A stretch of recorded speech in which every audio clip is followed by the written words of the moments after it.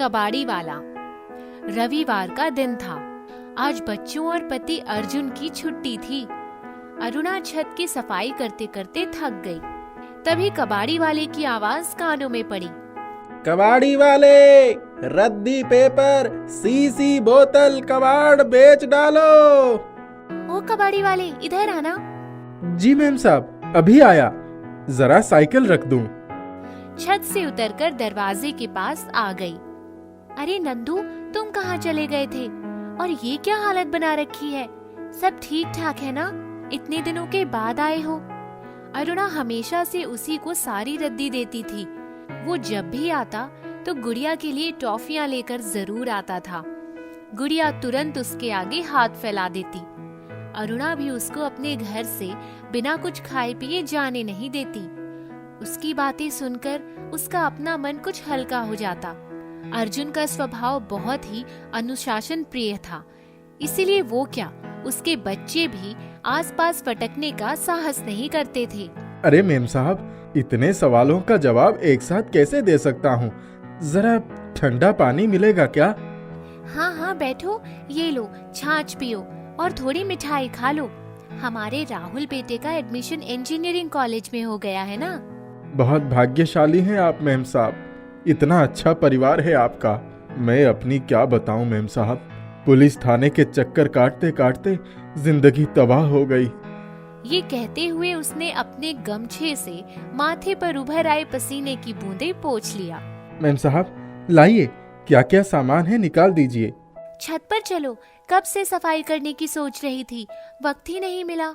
नंदू उनके पीछे पीछे छत पर गया। ढेरों सामान रखा था। बाप रे, कब से पड़ा है ये कबाड़? आज तो और कहीं जाने की जरूरत नहीं है, यहीं शाम हो जाएगी। तुम क्यों थाने के चक्कर काट रहे थे? क्या बताऊं, गरीबों की किस्मत में 2 वक्त की रोटी भी आराम से नहीं जुटती मेम साहब। क्या हुआ? नंदू वहीं छत पर बैठ गया। गांव में थोड़ी जमीन खरीदने के लिए हर महीने पैसे इकट्ठा कर रहा था। तभी गांव से काका की चिट्ठी आ गई कि बहू बीमार है। वहां पहुंचा तो बापू हमें छोड़कर जा चुके थे। माँ तो बहुत पहले ही गुजर गई थी। पुलिस थाना? वो क्यों? बस बहुत छोटी उम्र में ब्याह हो गया था। मेरी औरत ही फसाद की जड़ थी। मैंने कुछ पैसे जमीन खरीदने के लिए रखे थे। उन पैसों पर ही उनकी निगाह टिकी हुई थी। वो बहुत चालाक औरत थी। तुमने जमीन खरीद लिया? नहीं मैम साहब, वो मेरे सारे पैसे चुराकर अपने मायके चली गई। जब मैंने थाने में रिपोर्ट लिखवाई तो उसने गलत बयानी करके मुझ पर उल्टे सीधे आरोप लगाकर मुझे ही फंसा दिया। एक दिन मैं किसी तरह पुलिस की गिरफ्त से छूटकर घर पहुंचा तो वो मेरे ही घर में मेरे बिस्तर पर अपने आशिक के साथ हंस हंस कर बातें कर रही थी। अरुणा आगे कुछ सुन पाती, तभी बाहर की घंटी बजी। जाकर दरवाजा खोला तो पति अर्जुन आ गए थे। अरे, ये साइकिल किसकी खड़ी है बाहर? कितनी बार कहा है किसी अजनबी को घर में मत बुलाया करो, लेकिन तुम। ऊपर छत का हाल देखा है? कितना कबाड़ पड़ा है। मेरे बस का तो बिल्कुल नहीं है। मैं अकेले सारा कबाड़ नीचे तक ले आती, इसीलिए उस कबाड़ी वाले को बुला लिया। क्या ये वही तो नहीं है जिसे पुलिस अपनी पत्नी की हत्या के जुर्म में गिरफ्तार करके ले गई थी? होगा, अब तो बुला ही लिया है।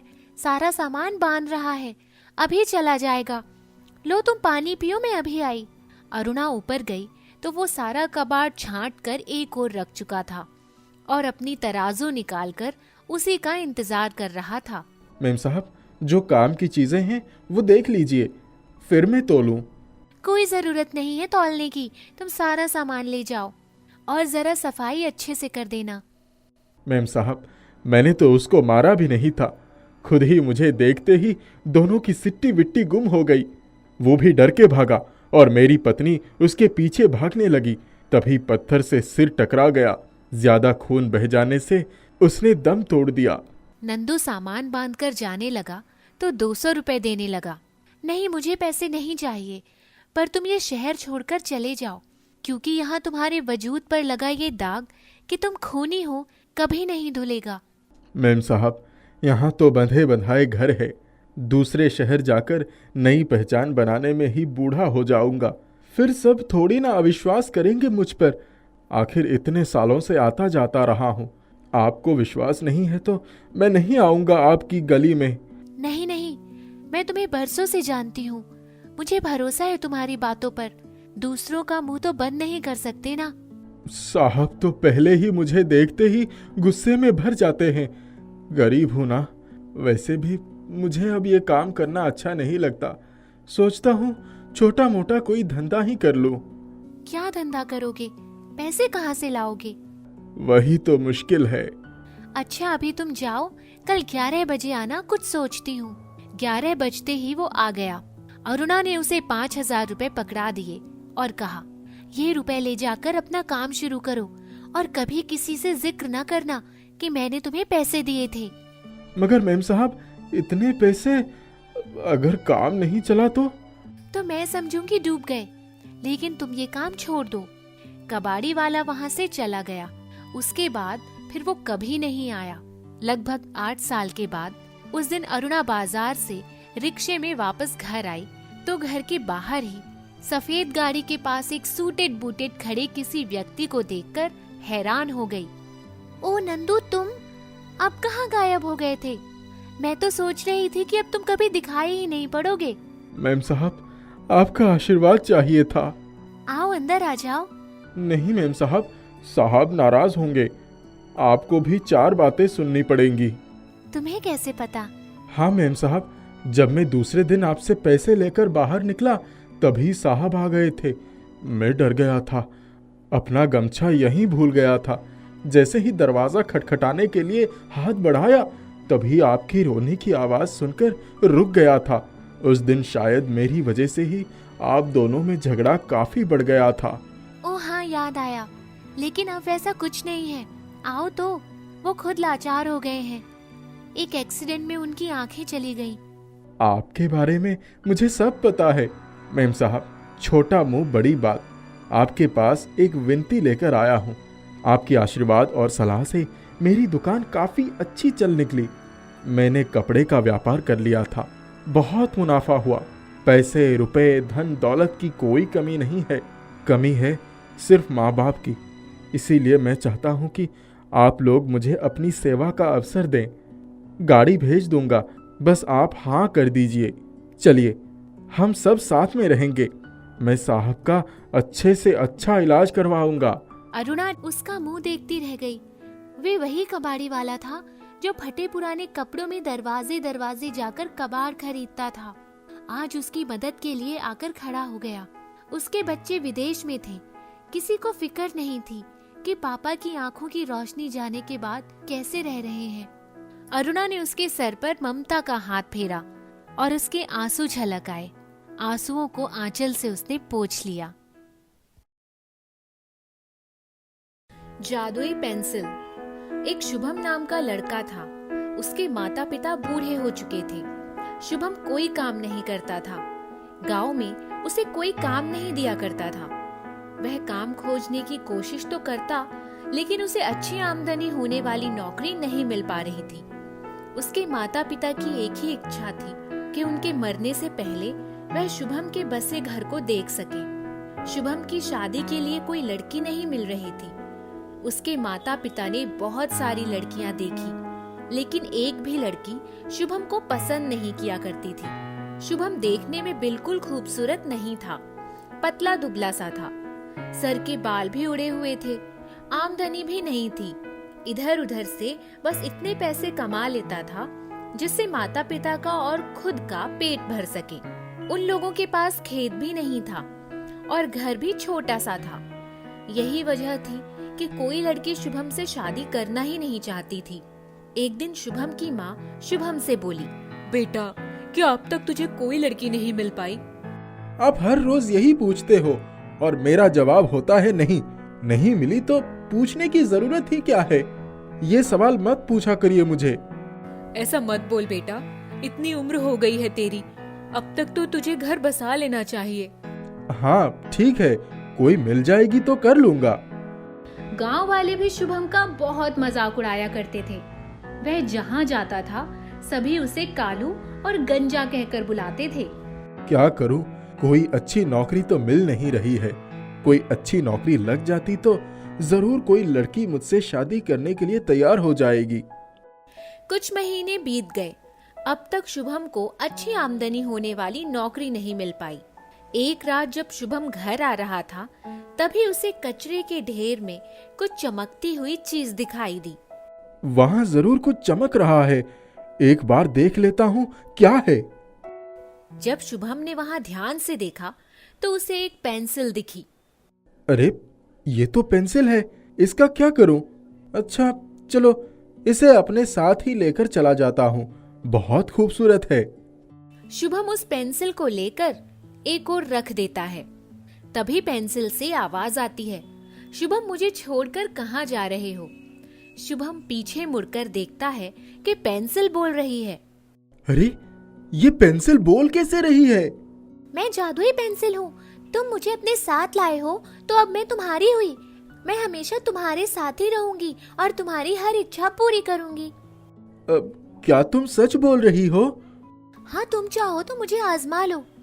अच्छा एक काम करो, यहाँ एक कुर्सी लाकर दिखाओ। मुझे अपने हाथों में लो और मुझसे यह चीज एक कागज पर लिखो।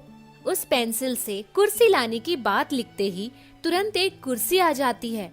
अरे तुम तो सच में जादुई पेंसिल लगती हो। मुझसे कोई लड़की शादी नहीं करती क्योंकि मैं ऐसा दिखता हूँ। मेरे बाल भी उड़ चुके हैं, मेरे पास सुंदर घर भी नहीं है, पैसे भी नहीं है, खेत भी नहीं है। बताओ मैं क्या करूं?